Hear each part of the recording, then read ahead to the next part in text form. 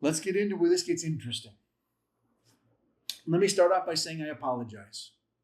I apologize for the torture of the last 2.5 weeks.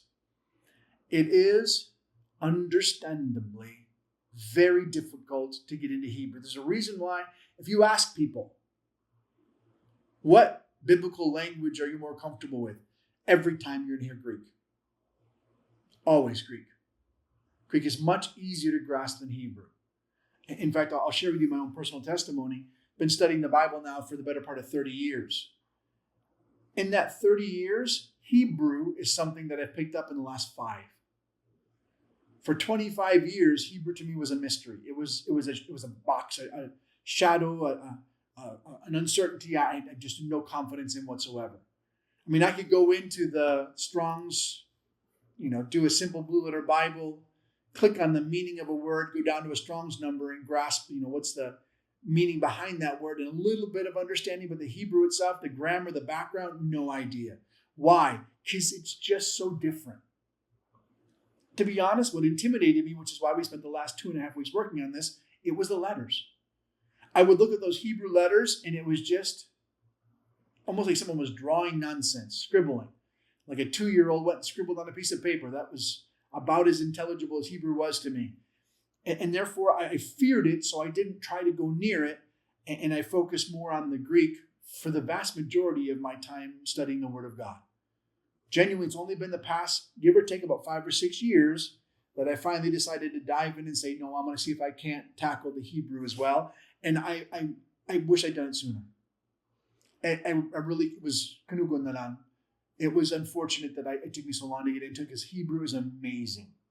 It is as rich, as important as it is Greek to get into it. It's incredible how much more you'll grasp by getting the Hebrew, which is why we've taken the time to hopefully help get you over the hump of the fear of the look of the letters so we can get into the grammar. Because most of the issue, most of the interpretation, most of the benefit of getting into the Hebrew doesn't come from the words, the vocabulary. It mostly comes from the grammar. Why? Because in Hebrew vocabulary, there are less words than in English or Ilongo, not more. And we qualify that. We've mentioned it before, but it's worth repeating. When you're talking about the Greek language, in Greek, the vocabulary is incredibly important because there are so many more words than English. English has, I put here 150,000 words. I've heard as many as 250,000, probably depends on whether you're including scientific and medical terms and particular nuanced terms, probably 150 relatively normal words that you would use. Common language, we would say that the typical vernacular is probably about 150,000 words in English.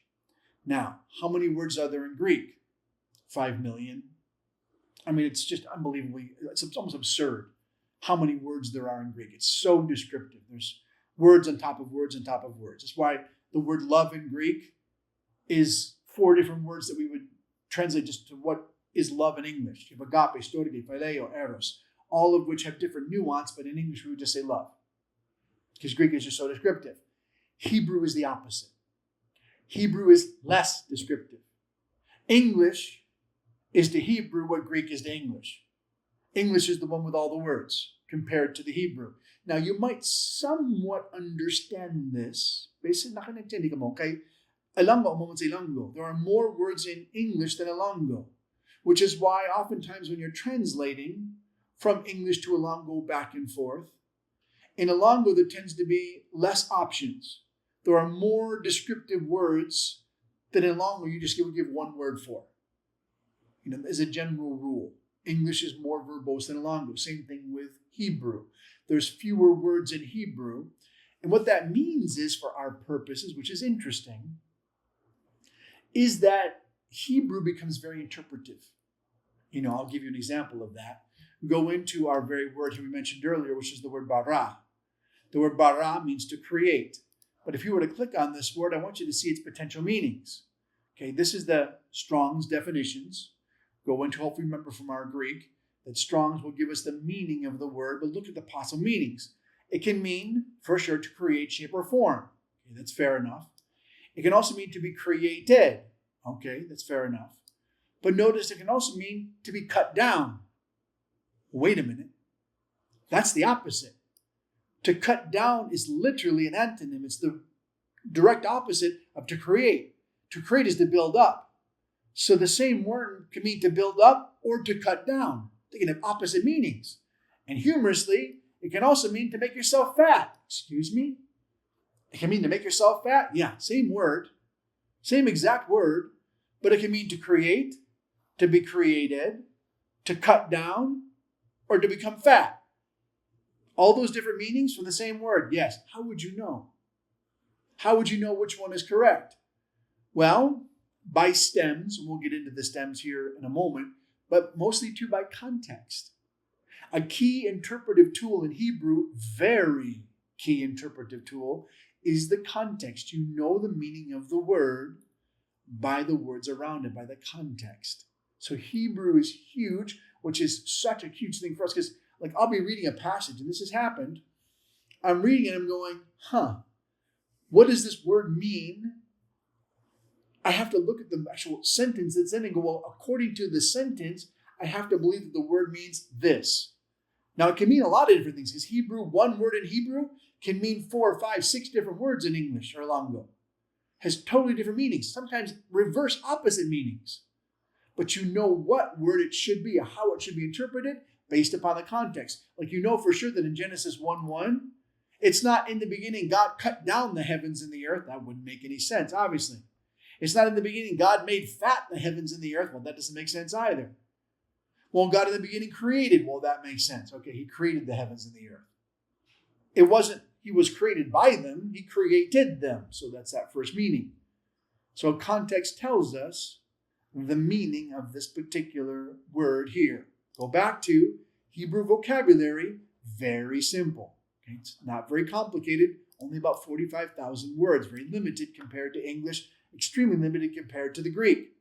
Therefore, the meaning often not that difficult to grasp.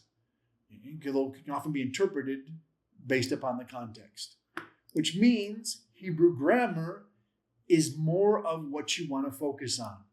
90%, that's a number that my teacher assigned to it, but I tend to agree with it. My Hebrew teacher gave me that number, but I line up with that. I think he's right on.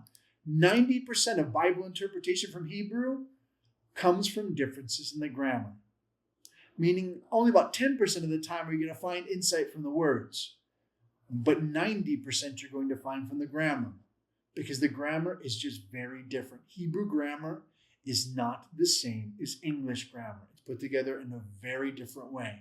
And that means that oftentimes its translation is very important to understand. I gave this example. We gave this last week. I'll repeat it to you. Why am I repeating it? Because we forget. Repetition is good. I gave this to you a couple weeks ago, but it's good to remind you. Psalm 1, or Psalm 23, sorry. We're going to Psalm 23, verse 1. It's a verse you're very familiar with. Psalm 23 is, the Lord is my shepherd. I shall not want. Okay? This first two words here, by the way, are not that psalm. The first two words are here saying, it's this word, mizmor. Mizmor means a psalm. That's the word psalm. La David. A psalm from David. Those first two words there. Mizmor la David. Then you have this word, haya roe. Haya roe. The word we want to look at here is this word, roi. Is this word, this is the word Yahweh or Elohim, the Greek word, I haven't pronounced it, Adonai, it's the name of God. So it's the word Lord. See this word Lord here. The Lord, Yahweh, okay? Yahweh or Yahovah if you want to, depends on how to pronounce it. Both are correct. Roe. What's this word roe? Let's want to look at it. It's the word shepherd. Okay? You would assume, if you're reading this in English, that's a noun. A noun being a title, a person, a place, a thing. The Lord is my shepherd. In English, that's how it reads. That word shepherd there in English is most definitely a noun. It's what he is. It's a title. It's a description. The Lord is my shepherd. It's what he is. What is it in Hebrew? I want you to look at this. This is where grammar matters. What part of speech is shepherd in Hebrew. There it is. My shepherd. It is, by the way, possessive. That's how Hebrew works. It's a masculine singular construct. It's saying that he is my, first person common singular, shepherd. He's my shepherd. But notice what part of speech it is. Verb. Not a noun. It's a verb. In fact, it's a participle. We'll talk about that later. But notice that it's a verb. That's what we want to see. What does that mean? That means it's not saying who the Lord is. It's saying what the Lord does. The Lord is the one who is shepherding me. Very different meaning. Lo, therefore, I do not have any want. No wants. That's the word lo, and then you have the word achser. Achser. So no wants. That fun Hebrew. Achser. Achser. No wants. Lo achser. So you don't have any wants. But notice, why don't I have any wants? What is the reason why I'm not wanting anything? Because the Lord is always the one who is shepherding me. Not a noun, but a verb. That's huge. That's amazing. That's phenomenal. It's not a title. It's defining, describing what the Lord is doing. Get that. Don't miss that. That's amazing. God is the one who's always watching over me. He's always the one protecting me. He's always the one feeding me. Of course I don't have any wants. God Almighty, the creator of heaven and earth, is the one who's always there watching me. Verb, shepherding me. That's the Hebrew. You'd never see that in English. You would never know that in the English. It sits there hidden in the Hebrew. That's Hebrew grammar. That's what goes on to say, lo, still Psalm 23, and there's our word, achsar. Achsar. It's hard after doing achsar. Lo achsar. It's hard to pronounce that. Needless to say, no wants. Now, the word want, also very interesting in the grammar. But take a look. Go back to our Strongs. Click on that word, achsar, and you have this word want, verb. Notice its type. Zoom in out here for you to see this. What type of verb is that? It's called an imperfect. Now, you don't know what that means, so let me describe it to you. You are going to learn that. But let me describe it to you right now.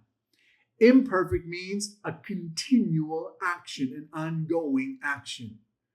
Meaning, let me read this to you now, elaborated, expounded upon. Because the Lord is the one who's always shepherding me, I am continually and constantly never in need of anything. That's actually the amplified version of Psalm 23:1. Let me say it again. This is pretty cool. Let me read it to you in the simple English. Simple English is just simply, the Lord is my shepherd, I shall not want. Familiar, heard that probably 1,000 times. Amplified. Since the Lord is the one who is always shepherding over me, protecting me, watching me, providing for me, that's the reason why I'm continually and constantly never in need of anything. That's the amplified version of that. Quite a difference, huh? Much more descriptive in the Hebrew. That's what the Hebrew is actually saying, that to write it in the English would take multiple sentences. So that's why they don't do it. It's too much information. But the Hebrew has that much in it, all in the grammar. The grammar of the word roe, the word for shepherd being a verb participle, and that word achsar, that verb for want, being in the imperfect, a continual, constant action. The Lord is the one always shepherding me. Therefore, I'm never going to be in any need. Beautiful statement, all coming from the Hebrew grammar. That's why we want to get into it. Therefore, let's dive in. Now, what we're going to be looking at is talking about parts of speech. It's a reminder, because if you don't know your parts of speech, in English, amaman sa Ilonggo, kabudlay sa Hebrew. We did the same thing in the Greek. We need to review what our parts of speech are. Primary parts of speech. Some of this is going to be obvious. Some of you, this is probably going to be a little more annoying because you're going, I learned this when I was in 6th grade and forgot it ever since. Here's a reminder. Nouns. What are nouns? Person, place, or thing. They are what is doing the action, or what the action is being done to, or there can also be a third party within the sentence. Okay, they're going to be a specific name for a person, a place. They're going to talk about a thing that's taking place within the sentence. That noun is what's either doing the action or having the action done to it. Pronoun is a reminder. Pronouns, which are very interesting in Hebrew because they're rare. Hebrew does have pronouns. It uses them infrequently. Usually the pronoun is built into the word. I'll show this to you right here. The example is my shepherd. That's one word. Okay, it's just the word roi. But that word roi is actually not just one word. It's the verb tied into a pronoun. It's the root word ra'ah, along with the suffix yod, which stands for my. So the pronoun is built into the verb, my shepherd. That's very common in Hebrew. Often your pronouns are not separate from the verbs. They're baked into the verbs. You'll see that very frequently. But needless to say, what's a pronoun? A pronoun replaces a noun. He, she, they, we, I, you, them, mine, yours, ours are all pronouns. They replace the noun of the sentence. I went to the store. That's a pronoun, I. David was hungry. He decided to go make breakfast. David is a noun. He is a pronoun that replaces my proper name in the sentence. So just be aware, basic parts of speech. Nouns, pronouns are the ones doing or having the action done to them in the sentence. What's an adjective? An adjective describes the noun. It can be, rather than the table, it's the white table. White being an adjective. It's describing the color of the table. It's not a house. It's the old house. Old describing the age of the house. Old. It's not the car. It's the fast car. Fast being the adjective, describing the speed of the car. It's not the church. It's the holy church. Holy describing the character of the church. Those are adjectives. They modify and describe nouns. What's a verb? Verb, by the way, simply means the action of the sentence. It's what someone is doing or what's being done to them. It can be either ways. It can be active or passive. Makes no difference, but it's the action of the sentence. Now, we can break that down into, by the way, the simple construction of any sentence is going to be subject, predicate. Subject is the noun. Predicate is the verb. Every sentence breaks onto that. It's who's doing the action and what's the action being done. Every sentence is built that way. That's how construction of thoughts work. Who's doing it or who's it being done to, and what's the action that's taking place. Very straightforward. Nouns, verbs, subject, predicate. Those are the fundamental blocks of any sentence. You do have adverbs though. What's an adverb? An adverb is to a verb what an adjective is to a noun. It helps describe the verb. When Paul in Ephesians chapter 3, verse 20, talks about how the Lord works, he does exceedingly, abundantly, above what we could ever ask or think. So he's doing exceedingly and abundantly. Those words exceedingly and abundantly are modifying what he's doing. He's not just doing it, he's doing it exceedingly. He's not just doing it, he's doing it abundantly. The ly, by the way, is always your marker for an adverb in the English. Obviously not the same rules in Hebrew, but if you're ever wondering if it's an adverb in English, it ends in an ly. Exceedingly abundantly is describing how the action is taking place. That's an adverb. It's modifying or defining how the verb works. You also have prepositions. Prepositions in Hebrew are fun. Prepositions, again, they're baked into the word. They're just part of the word. But a preposition gives direction, toward, around, through, under, over, in, out. All of those are prepositions. They're defining your position, preposition, within a particular sentence. Then you have conjunctions. Conjunctions are very simple in Hebrew, but that makes them interesting. Conjunctions are connecting words. And, but, or, because, then, if. These are all conjunctions, or conditions in the case of if, within a sentence. So you have the conjunctions and then articles. What's an article? And this is hopefully review for you. This is not Hebrew, this is English. We're going to get into these terms and how they work in Hebrew. But if you don't understand them in English, medyo kabudlay sa Hebrew na lang. What is an article? It is the or a. The table versus a table. The house versus a house. The church versus a church. In the case of English, you have what's known as the definite article, the, and the indefinite article, a. The definite article makes something specific, unique. This is the table. It's not a generic table, it's a specific table. This is a table. That's the non-specific. You have the definite, indefinite. Indefinite, a table, one of many. A church, one of many. A house, one of many. The house, that's a specific house. It makes something specific or unique. Same in Hebrew, works functionally the same. But Hebrew doesn't have the indefinite, it only has the definite article. The person, the Lord, the enemy. Hasatan. It's not Satan, by the way. The name of the Hebrew is not Satan. The word Satan does come from Hebrew. It's a Hebrew word. Where does Satan come from? Where does that name come from? It's a Hebrew word. But in Hebrew, it's Hasatan. Hasatan means the accuser. Satan means accuser. But it's not just accuser. It's not just Satan. It's Hasatan, the accuser. It's got the definite article before it. So articles seek to make something specific in the particular sentence. So nouns, subject.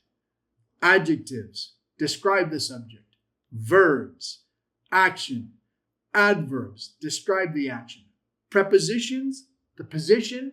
Conjunctions, connect two ideas or contrast them. Articles, make something specific, or if it's lacking, generic. Everybody with me so far? Give me a thumbs up. Hopefully not hurting you too much at this point. This is just review of basic English grammar. Good?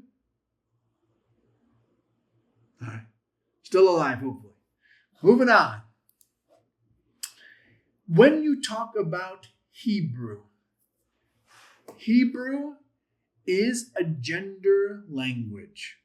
Now, this is worth noting for us because depending on whether you're talking about Ilongo or English, our familiarity with this can be quite broad.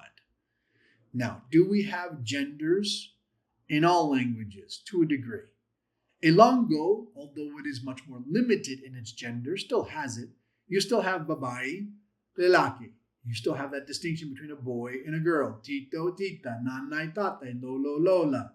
You still have gender nouns within Ilongo. But you do lose them when you come into the pronouns. Ilongo does not have genders and pronouns. There is no he, she, it's just sha. It's generic, it can be boy or girl.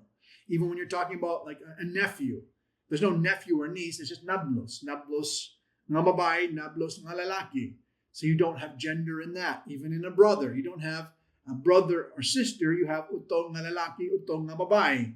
You have to add in there a sibling who's a boy, a sibling who's a girl. So Ilongo has less gender than any of the languages. English, you have more. It definitely has more built into it. Because in English, you do have, for sure, he, she, his, hers, boy, girl, sister, brother. So you have more gender in English than you do in Ilongo. But Hebrew, more yet. Now, there is not as much importance in Hebrew as in Greek. Greek, the gender is crazy accurate. Every noun, every adjective has a gender, every article within the Greek language. To a degree, that does exist within Hebrew, but not quite to the extent. So, important, adjectives, and this is true, must have the same gender as the noun they are modifying. So there is that connection, not as extreme as in Greek, but you do have the connectivity in the Hebrew that if you have an adjective modifying a noun, they need to agree in their gender. That does exist. Meaning that all nouns do have a gender in Hebrew, as do all adjectives. How do you know what gender something has? This is important to recognize because I've seen this confuse people before. Genders, the same as in Greek, are arbitrary. What does that mean? Okay. I might say to you that I'm a guy. Okay, my wife Jen is a girl. Hallel's a girl. That's pretty obvious. How about a stapler? What gender is a stapler? It's going to be male or female. Hebrew doesn't have the neuter, by the way. That doesn't exist in Hebrew. Greek has the three. Hebrew has male, female, neuter. Hebrew just has male and female. But in the Hebrew, is this going to be male or female? It's one of them. I couldn't tell you. I'm actually not sure what the gender of a stapler is in Hebrew. But whatever it is, it's arbitrary, meaning it's not saying that a stapler is masculine or feminine. It's just given a gender for the sake of association within the sentence so we can connect to adjectives and articles. That's all it's doing. So the gender outside of genuinely being something's gender, if something is male or female, then yes, it is accurate. But you'll come across words that are masculine or feminine. Don't think that that word is masculine or that word is feminine. That's you missing the point. It's not trying to describe the characteristic of the word per se. It's just used as a grammatical tool to connect it to other parts of the sentence, to other adjectives, other articles within the sentence. So just know that yes, Hebrew does have that same gender connection as you may recall when we were in the Greek. Again, familiarity with that, probably going to be something a little bit on the edge. Hopefully you remember from the Greek, but it's not something that we do have in English or Ilongo. So it is something a little bit unfamiliar to us. That being said, how do you identify gender? It's by the end of the word. So if a word ends in im, here you have that hirik yod, that im with the final form of the mem, or you have the oath, here you have the o, and then you have the tau without the dageshlani, without the dot, oath. That's going to define a word. If the word ends in an im, it's masculine. If the word ends in an oath, it's feminine. So it's the ending of the word that defines whether it is the masculine or feminine. I'll give you an example of that. Go back to our word here in Genesis 1:1. Notice how the end of the word God ends. What's the ending of the word God? You've got the same ending we're talking about. You have that yod, then you've got, should I hear it good? Pull it up for you here so you can see it. You have the hirik yod, the dot with the yod, right? After that dot with the yod,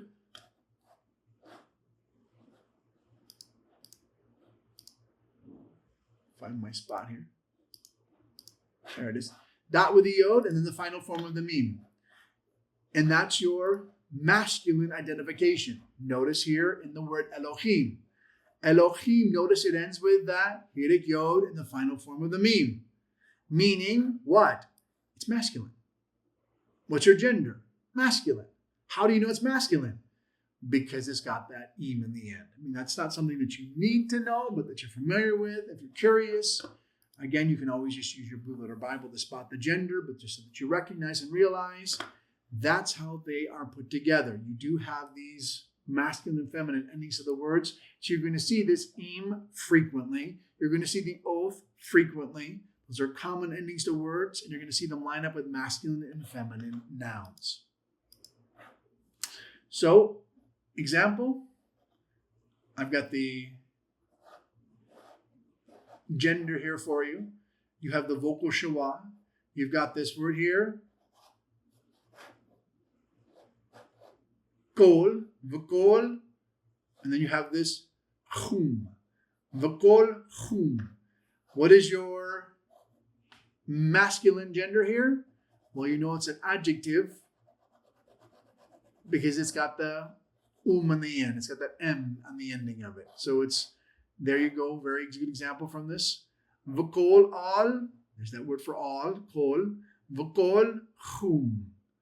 And that's your masculine ending. Here's your masculine noun again. Example for you. Comes out of Genesis chapter 30, verse 35. V'kol chum. What is the, let's pull it up here. It's better to do it this way. Genesis 30, 35. Pull it up for you. You see the association between the noun and the adjective.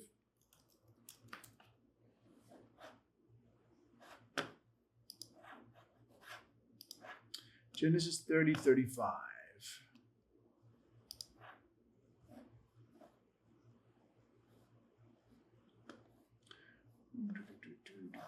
Cold home right there. So,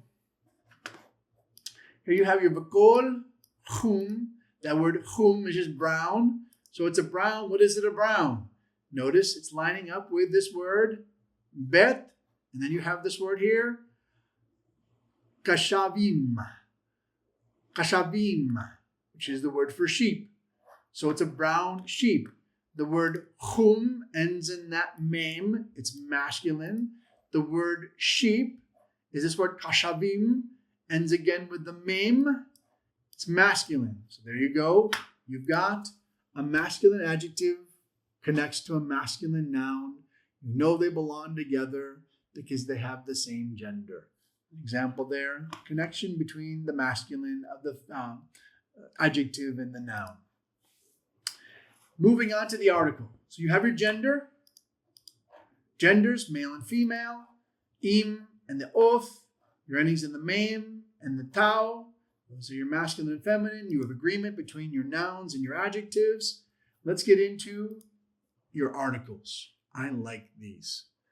These are huge in your Hebrew. When you see the article, you stop and you pay attention because it doesn't have to be there. And a lot of times when you have an article in English, you don't have the article in Hebrew. Let me give you an example of this. We're going to get into the article in a minute, but I want to show you what I'm talking about because I had this question just come up the other week. We're in Isaiah 37. This question was just asked to me last Wednesday. We were talking and it says, the angel of the Lord, Isaiah chapter 37, verse 36. So notice here in the English, blow it up for you so you can see it easily. It says right there, then the angel of the Lord went out and killed 185,000 in the camp of the Assyrians. Now, here was the question I got. The question I had, someone asked me, they said, isn't that Jesus Christ? I said, okay.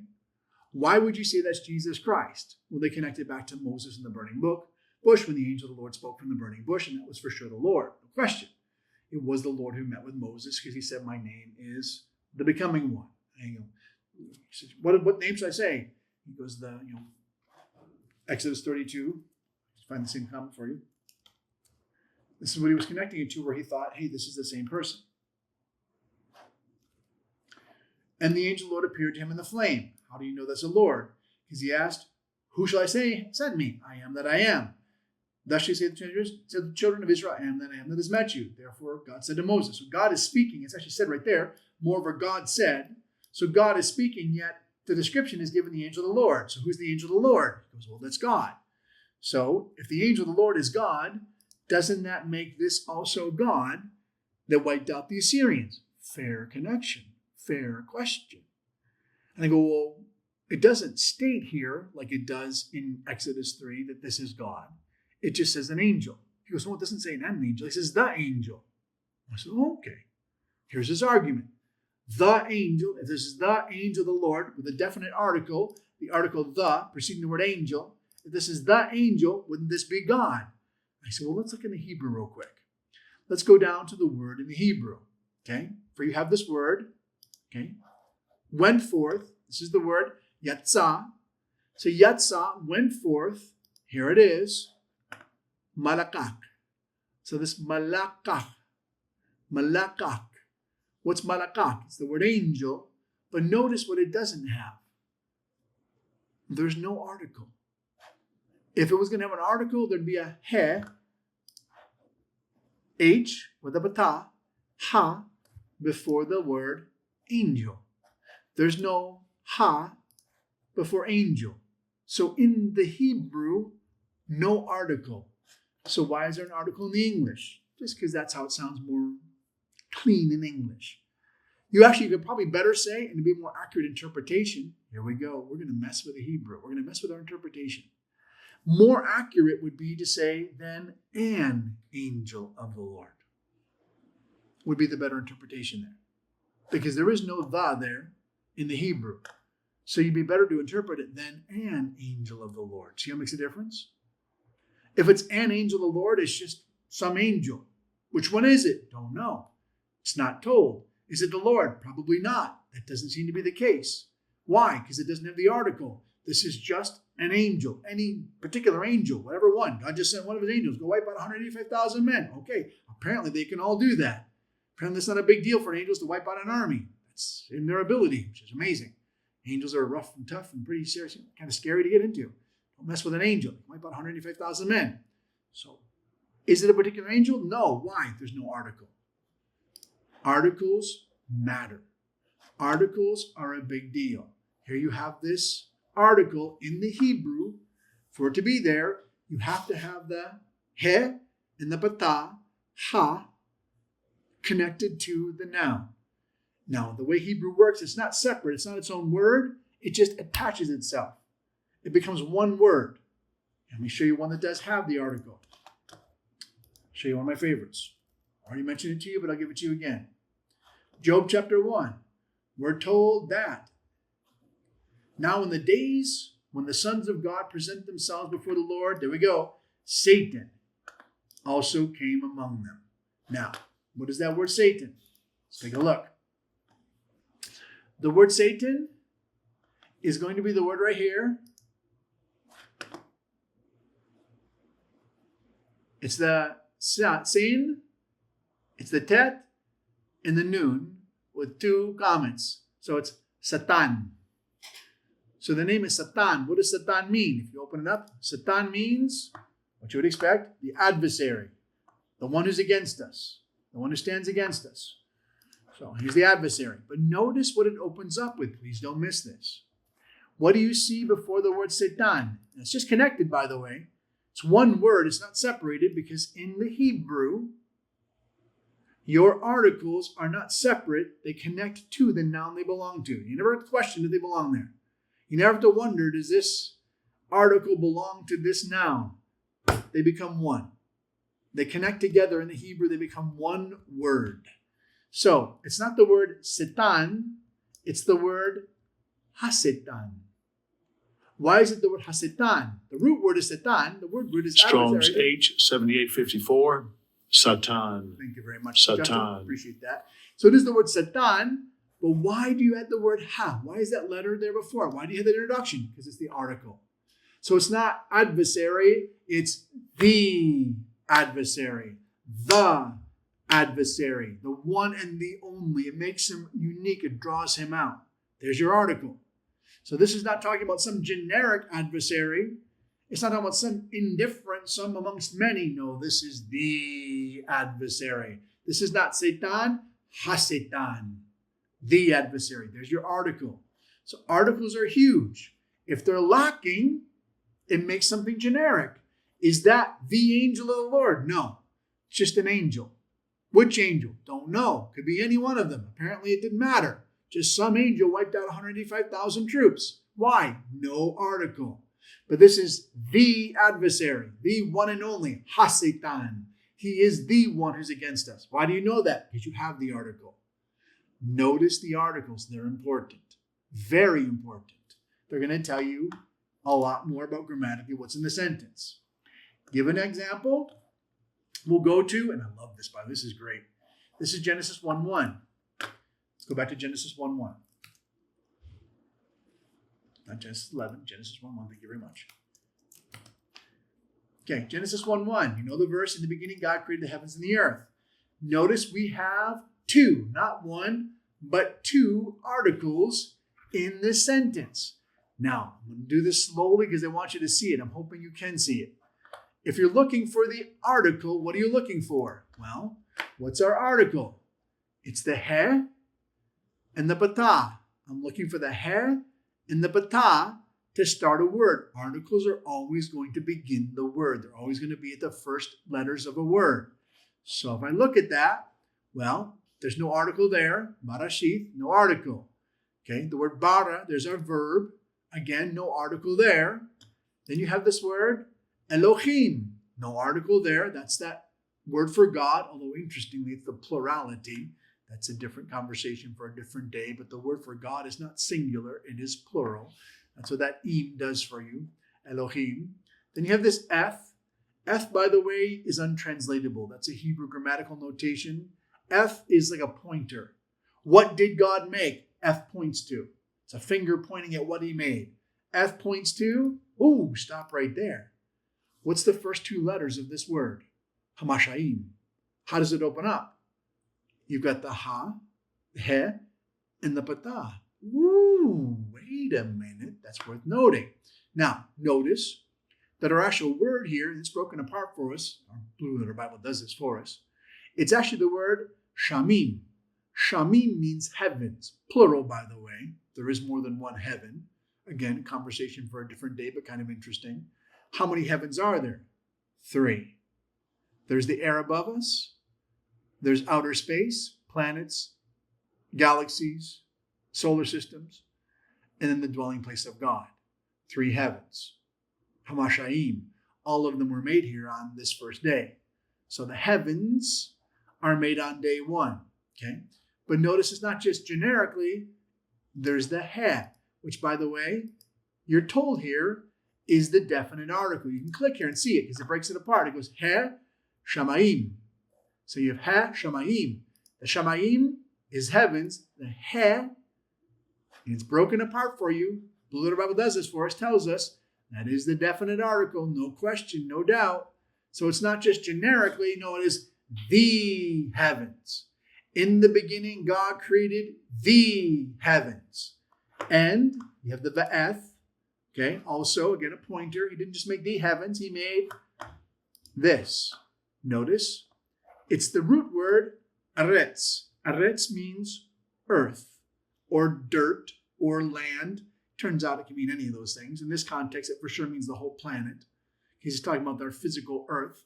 So contextually, we know this means earth is in our planet. But notice you have, again, there it is. You have the ha. Now, you might go, wait a minute, it's not the patah, it's the comments. Yes, depending on the particular pronunciation of the word, it can go between the two of those. Both are okay. You don't need to worry about that because Blue Letter Bible will tell you. You have your noun, which is the word aretz. And then, sure enough, you have the definite article. There it is right there. Definite article is there for you. This is the one and the only earth. Now, you might scratch your head and go, why do I care about that? What does that mean for me? Why do I care that the ha, the, is connected to the word earth? Because you just disproved aliens. Excuse me. How does one little word, ha, not even a word, by the way, it's just addition to the word eretz. This one little addition, these 2 letters, the he and the comments, that's all it takes to disprove there's aliens? Yep. That just disproved. Those 2 little letters right there, the he and the comments, just disproved aliens. How so? How does that disprove aliens? Because God created hamashaim, everything else. The known visible universe. Everything, every galaxy, every sun, every star, every planet, every nebula, all that is in the visible universe is included in Hamashaim. That is the heavens. And the one and the only earth. Meaning it's unique. This planet that we're on, our little spaceship that we're flying through our galaxy in, through our universe in, is unique. It's drawn out from everything else in creation. And it says this is the one and only place where God did something more, which he goes on to elaborate in the 6 days of creation, what he did to it. But it only happened. The only place it took place, the only place where life was given is in the Eretz, earth, the one and only earth. The article is important, very important. Its interpretation, huge, and its implications. That's the ha. See if I got another one for you. You have Mashaim, Haaretz. Nope, I just gave you the 2 examples. I showed you Hasetan as well, and I also showed you the Lord. Hopefully you grasp that. Questions on the article. See if you guys got questions on that before I move on, because I'll move on into prepositions. Let's see if you have questions on the article. Anything? Nantas. Yes. Good? So far, so good. So far, so good. Fair enough. Does the importance of the article make sense? Are you getting that? Do you see where it's important if you have a the before the word? Yes, Pas. So there you go. You've got. We can follow, but we easily forget. What we're We going to can follow during your lesson. While I'm talking, yeah, that makes a lot of sense. You go back and go, I have no idea what this works like. Yeah, I get that. Practice makes perfect. Practice is going to be the key. Again, go back to, here's how we're building. Let me show you this because I don't want to go further until you're ready. This is why building is so important. If you're not comfortable with the look of the Hebrew letters, if you're looking at these letters and your brain just turns off because you're going, I don't recognize the letters. This is why we want familiarity. It's hard to go further. If you're not afraid of the letters, then you're going to look at it and go, hey, wait a second. I've got the he and the bata there. Or if you're here, the he and the comet's there. That's the article in the Hebrew. That's not just earth. That's the one and only earth. That's not heavens. That's the one and only heavens. Go back to the example from Job. That's not the adversary. That's the one and only adversary. I've got the article there. Woo! And you can stop and go, what does that mean? How does that apply? What effect does that have? And it gives you further insight. Gives you more opportunities to interpret that with greater clarity. Or if the article is missing, go back to the example of the angel of the Lord. It's not the angel. There's no article before the word angel. It's just an angel of the Lord. Well, okay, that actually does do things to my interpretation. I'm not thinking it's my argument. I was talking to one gentleman when I was teaching this. No, I don't think that is the Lord. I don't think it is God. Because if it was the Lord, it would either have the ha and say the angel of the Lord, or it would clarify the angel of the Lord, and it would give you some indication that it was God, as it does in Exodus chapter 3. Since that's lacking, I would say, no, it's not the angel of the Lord. It's not God Almighty. It's just an angel. So that's the key. And if you're comfortable, the more comfortable you become with the Hebrew, the more you're able to handle that. The easier that becomes to see. Make sense? It does. Move on to one last thing we're going to go over. Introduce it to you, and then we're going to stop because I'm afraid if I get any further, I would probably do you damage. Don't want to put too much in your heads. Give you enough, just enough to go and chew on for today. The last thing we want to talk about this morning is your prepositions. So we've talked about genders. Hebrew is a gendered language, meaning you do have male and female. There is no neuter in Hebrew, just male and female. You do have the article. The article is the. There is no as there is in English, only the. I won't say lango, by the way. A lango doesn't have an indefinite article. It has It has just the definite article. So a lango is very similar to the Hebrew. It just has the definite article. It is important. It gives that distinction of being something specific, something drawn out as unique. The one and only earth, the enemy. Very important. Finally, we've got prepositions. Preposition in Hebrew is built into the words again. This is what this gets interesting. They're not separate. You don't sit there and go, I'll give you the picture of this. Go back to Genesis 1:1. It's a great place to do that because it's a familiar one. You see it over and over again. Build some familiarity. Notice the very first word here. The very first word in the Bible is the word beginning. The word beginning is the word rashith. Rashith is the word beginning. So here, Justin, pronounce it for us. Strong's H, 7225. Reshith. Reshith. There you go. Second entry. Reshith. Reshith. So your word is rashith. But do you notice there's something separated here? What's your first letter actually in the word? It doesn't start with a resh. What does it start with?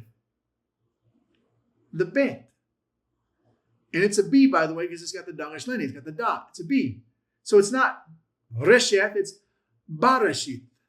Barashith. Why is the but there? Well, you can actually find out. Again, this is removed in our Bible. It's very, very helpful to us. So I'm going here, show you from practically, so you can see how this happens. I open up Genesis 1:1. In the beginning, God created the heavens and the earth. Just straightforward. That's an easy thing. We know that. Click on Tools. Boom. Up pops a Hebrew. Woo! Again, the more comfortable you are with these letters, the less intimidating that is to you. The less familiar you are with the letters, the more scary that becomes. So this is why we want to remove your fear factor, remove your intimidation in the letters. Pop up, Hebrew. Barashit, bara Elohim, eth, hamashayim, va'eth, aretz. In the beginning, God created the heavens and the earth. Awesome. What's my first word? Barashit. I click on it. Now, I can click on it one of two places. I have it here, and that's helpful, but it's better if I click on it here at the top. Why is it better if I click on it in the actual Hebrew? It does something different when I click on it. Notice it opens up this little window here, and it shows me my inflection. What does inflection mean? It means it's telling me this is how the word is put together in this sentence. The root word, the base word, is just Rashid. But in this sentence, it's inflected. How it's built in this particular sentence is Barashid. And it's telling me that. It's telling me there's two parts. There's a bet and a Rashid. And I can click on these, which is helpful. What's the bet? The bet, notice what it tells me, is a preposition. And then the word Rashid is my noun, which just means the beginning or the head. The word can have multiple meanings to it. It means the start. Beginning is a fine translation in this particular context. In the beginning. Why is it in the beginning? Why not just beginning? Because it has the bet there. Because it has the bet, it's in the beginning. Be Rashid. In the beginning. Be is the preposition. Rashid is the noun. Because in Hebrew, prepositions are baked into, they become part of the noun they are modifying. So here we go again. Much like with the articles, they're baked into, they become a part of the word. It's not ha-setan, it's ha-setan, becomes part of the word. It's not ha-eretz, the earth, it's ha-eretz, becomes part of the word. So the article bakes into the word. It's the same with your preposition. It's not be-rashid, it's barashid, but it becomes part of the word itself. The preposition attaches to the noun that it is modifying, which is nice, by the way. You never have to wonder what it belongs to. You don't wonder, what did we go into? In what? It's in the beginning, you know, because it's attached to the word. Hebrew makes that very simple. But the articles and the prepositions become part of the word they're modifying. There are three main prepositions in Hebrew. The bet, the kaf, and the lamed. Those three different consonants, if they open up a word, act like prepositions. In general, what they mean is the bet means in, by, or with. Can mean any one of those three things. We're going to go back and look at this, but give me a second. The kaf can mean as, like, or according to. The lamed means to, for, or at. Or it can mean of, by the way, too. Let me show you the lamed. I'll show you the example of lamed because we just saw that just a moment ago. Psalm 23. If you're looking at this, I told you, you have this word here. It opens up with this mitzmor. Mitzmor means this. That's the word psalm. Mitzmor. Okay. Mitzmor. Le David. Notice the Le David. Click on that. Notice you have a lamed, David. Lamed is a preposition. Click on it. You can see it right there. La David. Lamed is a preposition. David is the noun. It's the name David. Le, in this case, means of. It's a psalm of David. La David. Of David. So there it is. Your preposition le is baked into, lamed is baked into your noun. That's how your prepositions work. Here's where this gets fun. Are you ready? Here's where you're going to start to get really into the meat of the Hebrew. This is where, practically speaking, when I'm doing my Bible study, I'm watching these things.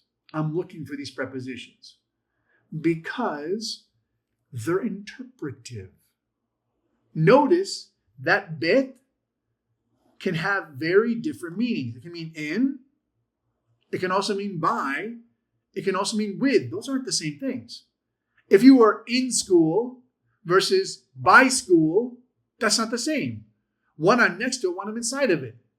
If you are with somebody versus, next to them, those are different. They're not the same meaning. If you are in the store, in church, which is by the church, not the same thing, but it's the same preposition in Hebrew. So how do you know? How do you know which one in English to use? Context. Here's our key term. You're going to hear this over and over and over. When you were talking about Hebrew interpretation, over and over. I'm going to drill this into you. You're going to be like hating to hear the word over and over. Context. How do you know what the bet means? Context. How do I know that it was not with the beginning? How do I know that it's not by the beginning? How do I know that it's in the beginning with Genesis 1:1? I know it because context. In the beginning speaks of in the beginning of time. Before anything else happened. In the origins of all things. That's how you know it, not by the actual Hebrew spelling of the word. Context distinguishes it. How do you know that word lamed, with that example of Psalm 23, how do I know that lamed is not to David, a psalm to David? Which could be, by the way. Grammatically, it could. The lamed can mean to. Or a psalm for David. Or a psalm at David. All of those would be accurate translations. That word lamed can mean all those things. How do I know that it's a psalm of David? Context. Context tells me how I translate that preposition. I know this particular preposition can have these different meanings based upon this particular sentence. I know this is what fits best. But I want you to catch this. It is interpretive. Meaning I am saying, me, personally, I'm interpreting this as saying, I think this is the best fit. It's interesting that Hebrew very much is that way. Hebrew is very much, for lack of a better term, open to interpretation.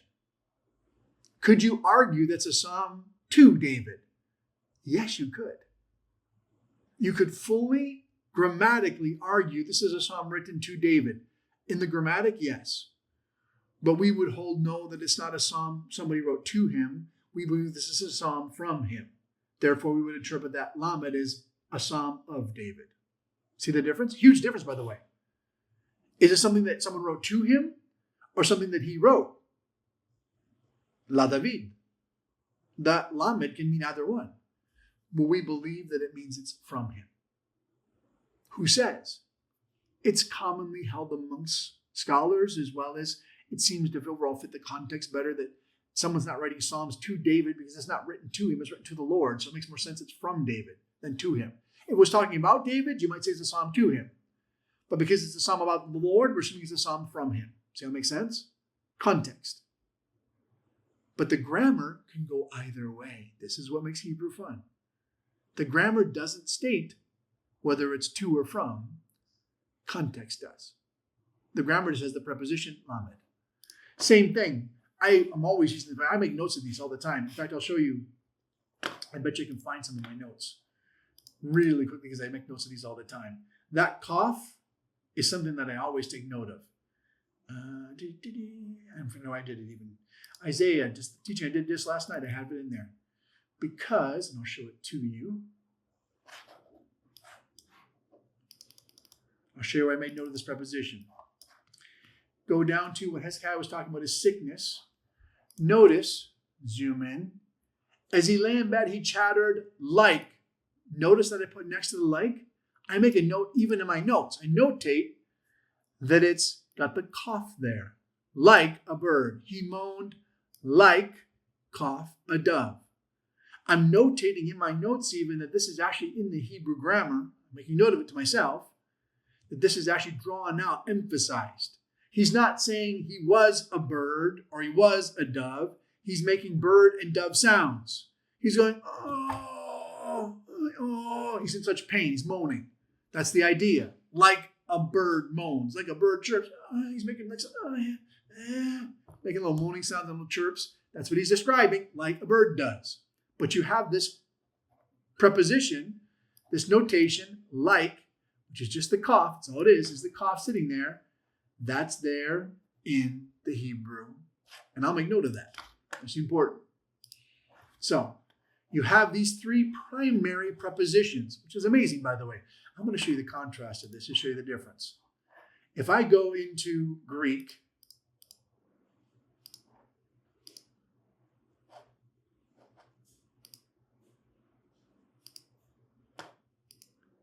see if I've got my Greek notes here.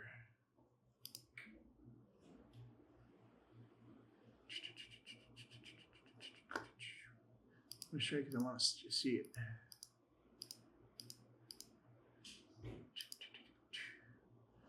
I know I've got it where I got you. Let me go over this one. 2 seconds. Apologize. Bear with me.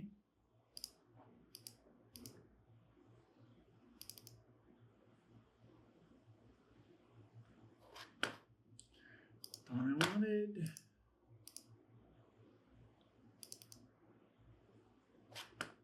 That's what I wanted right there. Perfect. Landed right on the page. This is Greek prepositions. Okay? Contrast. Greek prepositions. You have ana, hupo, epo, peri, para, apo, ek, kara, hupo, dia, ais, pros, en, peri. Those are Greek prepositions. There's what? More than a dozen of them? How many are there in Hebrew? 3. Welcome to Hebrew. It's not more complicated. It's way less complicated. It's far simpler. But that simplicity gives itself a level of complexity because it means that it's up to you to figure out how to use that word correctly. What does it mean? What does that bet, that kaf, or that lamed mean in this particular sentence? In the Greek, it's clearly defined. It's easily drawn out for you. The words are all very descriptive. In Hebrew, they're very undescriptive. And you're left to say, well, in the context of this sentence, how does this particular word work? That's your prepositions. I'll give you an example. There it is again. Pull it out for you so you can see it here. Barashith. Notice here the bet is separated from the rashith. That's that word in the beginning. Prepositions bait right into your Hebrew nouns, the words that are in the sentence. So, review. We'll stop right there. I don't want to give you more. If I give you more, I'll lose you. Excuse me. We've reviewed our letters, consonants, vowels. We've added to the shawah. What's the shawah? You have the shawah right here, by the way, in the bit. It's that little vocal or silent. It's vocal if it starts the sentence, silence if it's anywhere else. But it just shortens the pronunciation. It's not Barashith, it's Barashith. So it makes that very short introduction. Barashith. Barashith, bara elachim. Barashith. Shortens that first pronunciation of the letters, all that shawat does. We've gone into our beginning of our grammar. We've looked at our genders. For Hebrew is a gendered language. It does have male and female. There is no neuter, only male and female. We've looked at our articles, naha, that bakes right into the word. It becomes a part of the word, but it does make it distinct. It's hasetan. It is haaretz, the earth. Hamashayim, the heavens. It is hasetan, the enemy. Whereas malakak, without the ha, is just an angel. It's not the angel. The Lord is just an angel. Make something specific. And we've looked at your prepositions, which are again baked right in the word. It's not rashid. It's not the head at the beginning. It's bar rashid, in the beginning. It's that baked in word. It's not David. It's la David, Psalm of David. La, Psalm of David. La David. These are baked into the words and their prepositions that you have to interpret by context to decide how the preposition should be interpreted. Love it. Hebrew. We'll get more into it. But this is the introduction. He's just getting an idea. We'll start going over next week. We'll get into our conjunctions. We need to do with conjunctions. And then pretty sure we're going to start moving into our prepositions. And then on into our verbs. That'll be next week. Doesn't seem bad. That being said, questions. Do you have any questions before I give you your homework?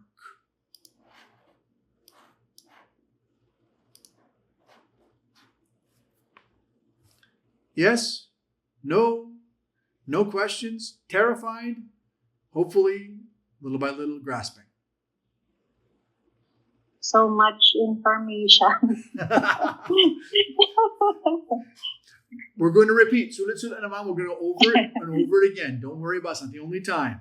Which is why your homework is going to be repetitious so that you get comfortable with it.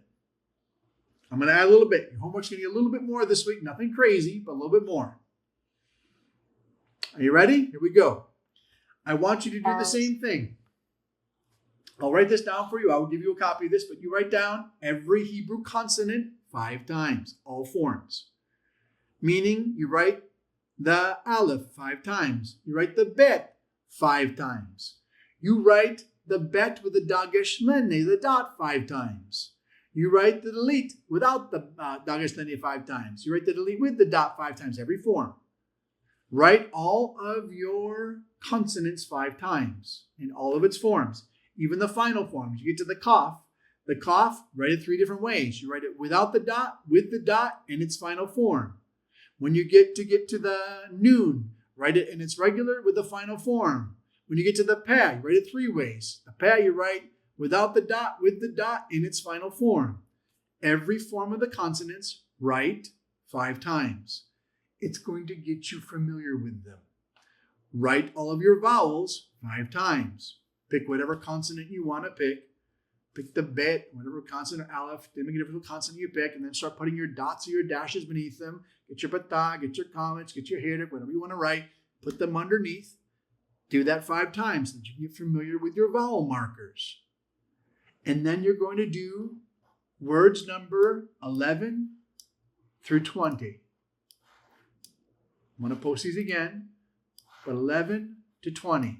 So you're going to give me 10 more Hebrew words that you're going to go through, letter by letter, and give them to me in the English as you see them being pronounced. Do your best.